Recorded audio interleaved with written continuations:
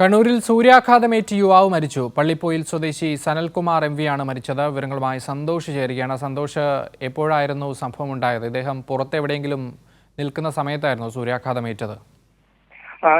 ഇദ്ദേഹം ഈ കിണറിന്റെ ജോലി ചെയ്യുന്ന തൊഴിലാളി, കിണറിന്റെ ജോലി ചെയ്യുന്നതിനിടെ ഇന്നലെ ഉച്ചക്കാണ് ഈ ശാരീരിക അസ്വസ്ഥതകളെ തുടർന്ന് കുഴഞ്ഞ് വീഴുന്നത്. ഈ ജോലി ചെയ്യുന്നതിനിടെ ശാരീരിക അസ്വസ്ഥതകൾ അനുഭവപ്പെടുകയും ഉടൻ തന്നെ ആശുപത്രിയിൽ എത്തിക്കുകയും ചെയ്യുകയായിരുന്നു. ഏതാണ്ട് 1:20 സമയത്ത്, നല്ല ചൂടുള്ള സമയത്താണ്, 1:20 സമയത്താണ് ഇത്തരത്തിൽ ഈ അയൽവാസിയുടെ വീട്ടിൽ കിണർ പണി നടക്കുന്നതിനിടെ ശാരീരിക അസ്വസ്ഥതയെ തുടർന്ന് കുഴഞ്ഞു വീഴുന്നത്. ഉടൻ തന്നെ അവിടെ അടുത്തുള്ള ഒരു ക്ലിനിക്കിലും തുടർന്ന് കണ്ണൂരിലെ സ്വകാര്യ ആശുപത്രിയിലും പ്രവേശിപ്പിക്കുകയായിരുന്നു. എന്നാൽ ഇന്ന് രാവിലെയോടുകൂടി മരിക്കുകയായിരുന്നു. ജീവൻ രക്ഷിക്കാനായില്ല. സൂര്യാഘാതമാണ് മരണകാരണം എന്നാണ് ഇപ്പോൾ ഡോക്ടർ അറിയിച്ചിട്ടുള്ളത്. മറ്റ് കാര്യങ്ങളില്ല. ഈ സൂര്യാഘാതമേറ്റതാണ് മരണത്തിന് കാരണം എന്നാണ് ഡോക്ടർമാർ ബന്ധുക്കളെ അറിയിച്ചിരിക്കുന്നത്.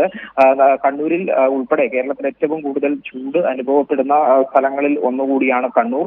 ഈ സമയത്ത് ജോലിയുടെ ഇടയിലാണ് ഇത്തരത്തിൽ ഉച്ച സമയത്ത് 1:20 സൂര്യാഘാതം ഏറ്റ് ഈ യുവാവിനെ ആശുപത്രിയിൽ പ്രവേശിപ്പിക്കുന്നതും തുടർന്ന് ചികിത്സ ഒരു ദിവസത്തിന് ശേഷം മരിക്കുകയും ചെയ്യുന്നത്.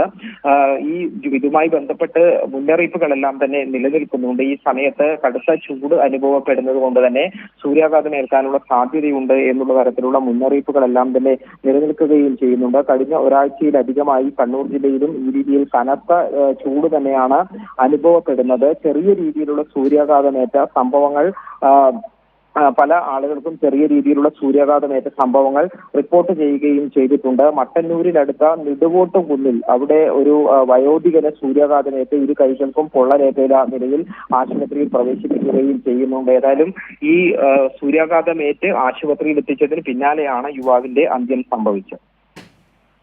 ശരി, കണ്ണൂരിൽ സൂര്യാഘാതമേറ്റൊരു യുവാവ് മരിച്ചിരിക്കുകയാണ്. അതിൻ്റെ വിവരങ്ങളാണ് സന്തോഷ് നൽകിയത്.